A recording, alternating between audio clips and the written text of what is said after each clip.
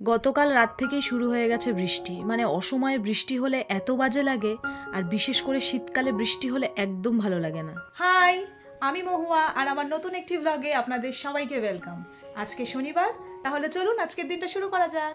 বাইরে বৃষ্টি হচ্ছে, মন মেজাজটা একদম ভালো লাগছে না, কারণ আজকে যেতে হবে ডোডোর স্কুলে। ডোডোর স্কুলে আছে আজকে অ্যানুয়াল এক্সিবিশন, মিউজিক্যাল ইভেন্ট। তো যার জন্য সকাল সকাল উঠে পড়েছি। তো রান্নাঘরে বাসন ছিল, কাল রাতেই মেজে রেখেছিলাম, তো সেই বাসনগুলোকে সবার প্রথমে গুছিয়ে নিলাম। চলুন এখন বাইরের কিছু কাজ আছে, সেগুলো সেরে নিই। বৃষ্টি পড়ছে ফোঁটা ফোঁটা, কিন্তু কিছু করার নেই। বাইরের বেশ কিছু কাজ ছিল, যেমন ধরুন এই আলু পেঁয়াজের ঝুড়িটা খালি হয়ে গেছিলো আর বেশ নোংরাও হয়েছিল। তো ভাবলাম সেগুলোকেই একটু পরিষ্কার করে নিই।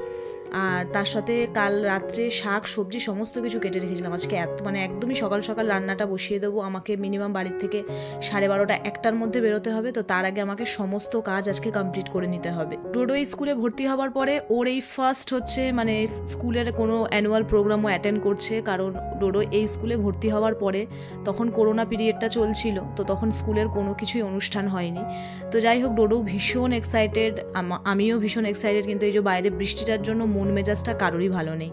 কিন্তু কিছু করার নেই, এই অবস্থাতেও যেতে হবে। কারণ এই যে এক্সিবিশনটা স্কুলে হবে, আর প্রত্যেকটা বাচ্চা ইভেন ডোডো মানে প্রচণ্ড খাটনি করেছে 1 মাস ধরে। ওরা যে প্রজেক্টগুলো তৈরি করেছে, তো আজকে সেগুলোই দেখার দিন। তো যতই বৃষ্টি হোক আমি তো যাচ্ছি।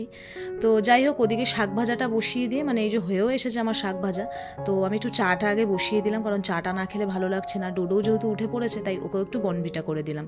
তো এখন চা আর ও বনভিটা দুটো একসাথে খেয়ে দিয়ে আমি ঘরের একটু কাজ ছিল, খুব একটা আজকে ডাস্টিংয়ের কাজ করব না। ওই আগেও বললাম যে আজকে একটু তাড়াতাড়ি বেরোতে হবে, তো হালকা কিছু কাজ, কালকে কয়েকটা কাজ করেছিলাম, আর আজকে একটু কাজ ছিল বাদবাকি, সেগুলো সেরে নেব। নিয়ে তারপরে মানে রান্না ওইদিকে আমার হচ্ছে, আর তার সাথে সাথে আমি এই কাজগুলোও করছি। আসলে একটু পিটপিটে টাইপের মানুষ তো আমি, তাই একটু নোংরা হলেই যেন আমার হাতটা সেই জায়গায় চলে যায়, সেই জিনিসগুলোকে বারবার করে পরিষ্কার করার জন্য।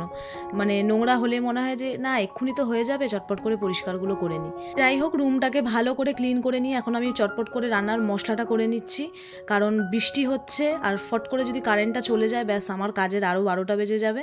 সেই জন্য সবার আগে মশলাটা করে নিলাম। আর ওদিকে আমার ভাত হয়ে গেছে, শাক ভাজা হয়ে গেছে। আজকে আর ব্রেকফাস্ট বানাইনি, অজয়কে একটু ছাতু করে দিয়েছি, ও ছাতু নিয়ে চলে গেল, কারণ একটু তাড়াতাড়ি খেয়ে বেরোবো, তো এই জন্য বেশি চাপ হয়ে যাবে। তাই গজা নিয়ে এসছে, এটা খাবো ব্যাস। কারণ স্কুল থেকে আস্তে আস্তে অনেকটাই বেলা হবে, তাই জন্য একেবারে লাঞ্চটা করেই বেরাবো। তাই আজকে আর ব্রেকফাস্টের ঝামেলা করিনি।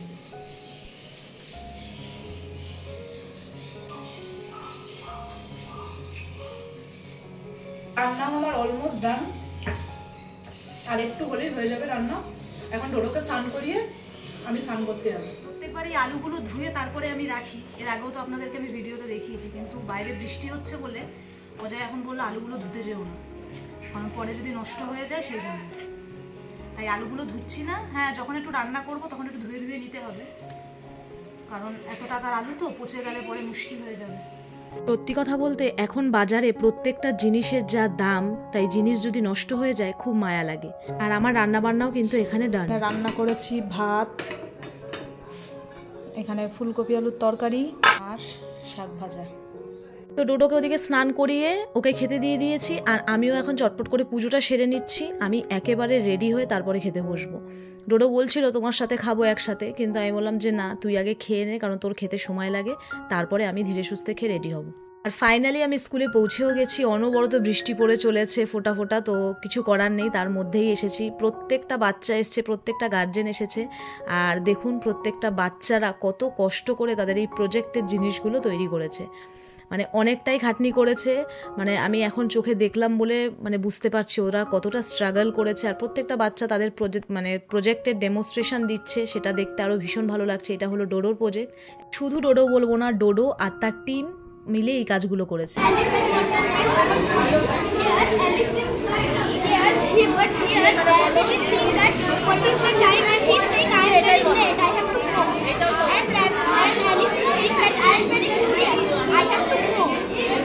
To see the rabbit jumped into the rabbit hole, and Alice also jumped into the rabbit hole. Exhibition দেখার পরে মাঠে চলে এসেছি, একটু পরেই মিউজিক্যাল ইভেন্ট স্টার্ট হবে, আসছে লগ্নজিতা চক্রবর্তী আর বিনোদ রাঠোর।